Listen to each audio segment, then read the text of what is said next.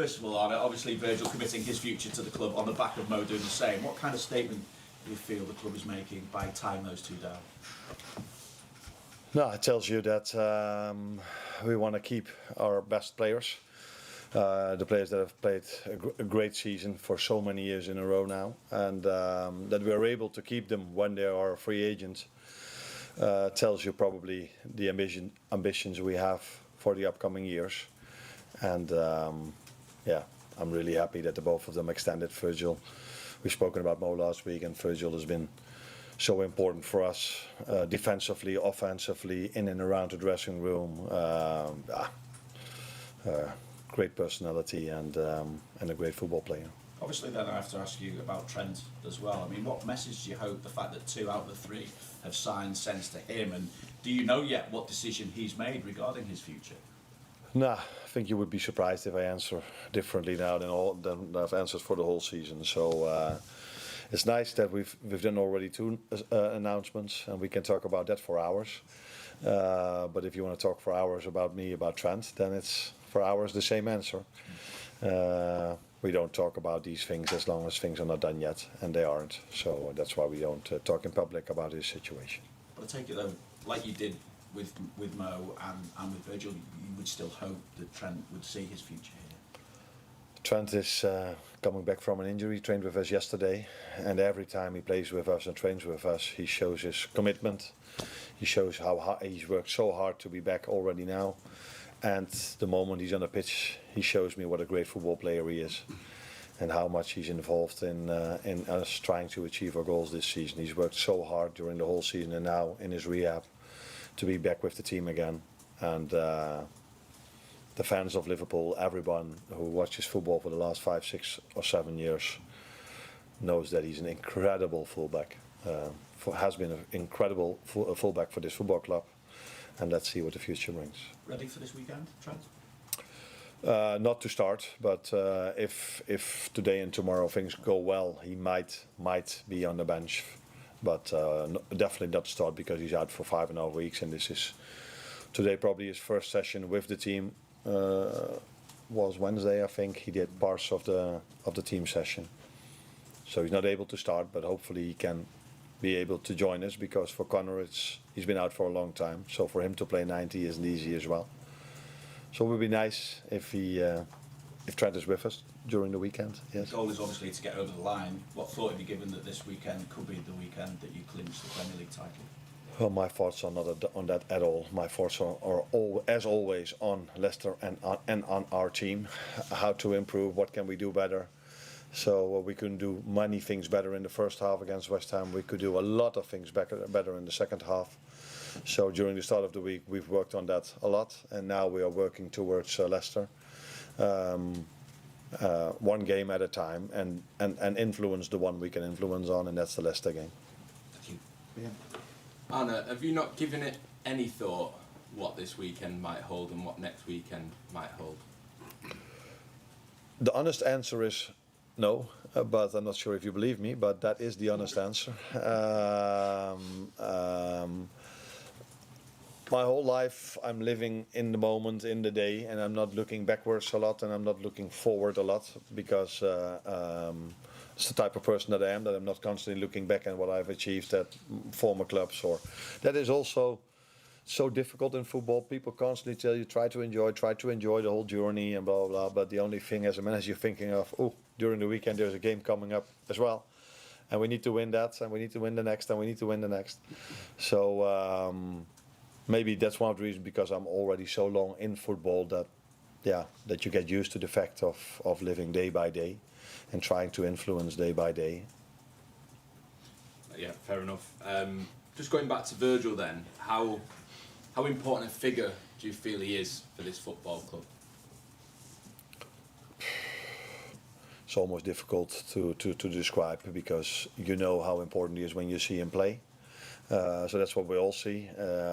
Everybody has given him compliments over the years so many times about how good he is as a defender.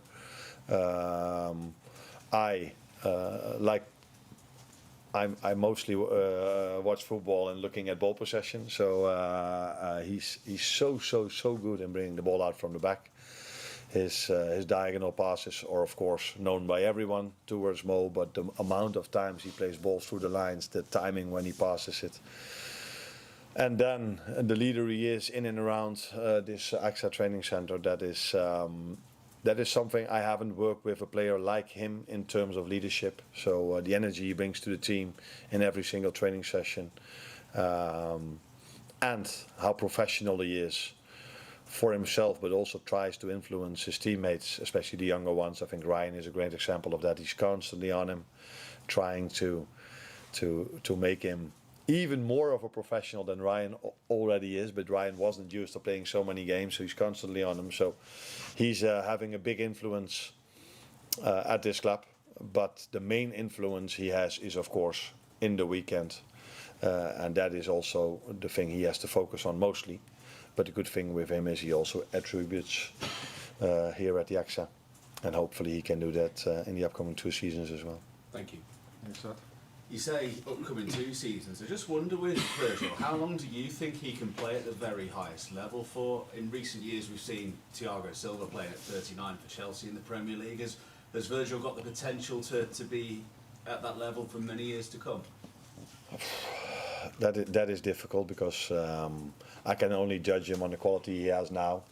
And I'm not an expert in what is then the reason why Thiago could do this and what you need to have to do this. The one thing that first comes to my mind is stay fit. If a player at any age is out for 2 or 3 months, I've noticed that this season even more than the years I've worked at different clubs, because I think here this is the highest level there is in football, the Premier League. And if you're out here for 2 or 3 months, it's quite hard for players to come back immediately to their old level. So my first take is stay fit, and if he would stay fit, I see no reason why he would regress. But and the club as well. Otherwise, we wouldn't have given him a 2-year contract. And a lot of talk among fans about the number 9 position and how different players have played that role this season. I just wonder going forward, what kind of qualities do you want in your number 9, and what would suit your tactics from that position, ideally going forward? You want a difficult answer or a simple answer? Let's go for something. No, the simple answer is what you want from a number 9: goals. Yeah. That's why you play a forward, not only a winger, but also your number 9. So he needs to produce goals. And apart from that, I think in modern day football, a number 9, like a right winger, like a midfielder, like a defender, they need to work hard and be part of an intense pressing team. If you look at the teams that are now playing in the semi-final of the Champions League, they are all 11 players that work their ass off. Is that or can I? Just about. Yeah, that's still okay. Apologies. Yeah, apologies for the language. So that is also what I'm expecting from our number 9, that he's part of an intense pressing team. But in the end, it's helpful if the number 9 of Liverpool or at any team in the world scores goals. That was the short answer. Loud, 5 loud. Now that they're both done, Arne, are you able to give us any insight on how impressed you've been with how Mo and Virgil have not let any of the contract talk and obviously what's been going on this season impact anything at all on the pitch? Yeah, but maybe pundits, media always assume that we are so affected by what's been said in the media. But if you are playing so many years at this level, like Virgil and Mo do, I don't think you're affected anymore by what people say. And these 2 players are also not. If they wouldn't get a contract anywhere around the world anymore, it's not like they don't have enough money to do some groceries next season. So probably they're not worried. They're not as worried as you might think they were about their situation. You might give the club some compliments that they played so well. Maybe because they had to play for a contract, which is I think not true, because they played 6 years so well when they had a contract. But I think these players are old enough that they are not affected by what's been said in the media. And Virgil's spoken recently about it being a big summer for the club, and you don't often hear that from players, but maybe telling of obviously his stature within the squad. But how important was that to the 2 of them, Virgil and Mo, that obviously there are those assurances of the club building for the future, of course? Yeah, I think at Liverpool there's always a big summer at a club like this, and it's already a big summer now because maybe the players don't follow everything what's been said in the media. Me neither. But what I do know, sitting here every time, that it was a big thing. Can we hold on to him? Can we hold on to him? And by holding on already on 2, it's already a big summer. So let's see what the rest of the summer will bring. But it would be strange for me to say now that I'm not happy with the team we are having, because I've said this for a year. So we are happy with the team we're having. So maybe if we can even keep that team, that would already be a big summer. Carl. On that though, people always say if you stand still, you go backwards in terms of chances. So how much are you planning for the improvements that have to be made, and where do you think improvements have to be made in this team, which has done so well already this season? Yeah, we showed the opposite last season because we didn't change anything. So, and I don't think we went downwards. I in general I agree with you, but there's also lots of study being done. The longer a team plays together, the more success it has. So I think the core of the team you want to keep as long as you can together, as long as they are performing in the best possible way. But it is also in general good to have some new energy in and around the place with 1 or 2 new players. That I agree on. But it isn't really a necessity if you look at the quality we have and the quality of a season we've had. Because again, we saw during the week how good of a team Newcastle is. So they're number 3 now. So that they played so well against us in the League Cup final isn't probably not a surprise anymore. And Paris Saint-Germain has been good, but Villa showed, the number 7 at the moment in England, that they can win from Paris Saint-Germain. What a league we are in. Well, Hi Arne, we've spoken over the course of the season about the frustration and maybe people focusing on results rather than performances, but in recent weeks it feels like it's flipped a little bit, with lots of pundits talking about Liverpool's performances not being great, maybe calling it a bit of a wobble, but the reality is over the last 6 games you've actually gained 5 points on Arsenal at this crucial point of the season. Do you think that there's not been enough focus on Liverpool's resilience at this stage of the season? That's difficult to judge because I don't follow everything what's being said. What I see is that indeed I think we've won 5 out of the last 6 games.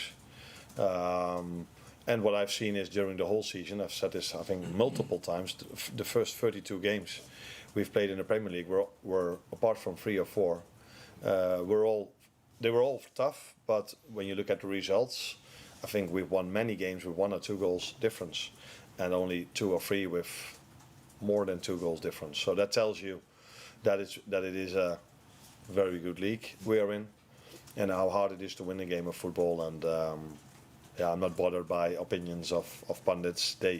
That's where they are for. They need to have an opinion. And yes, we didn't play well the second half against West Ham. So if they tell we didn't play well the second half against West Ham, I have to totally agree with them. But let's look back at Wolves away.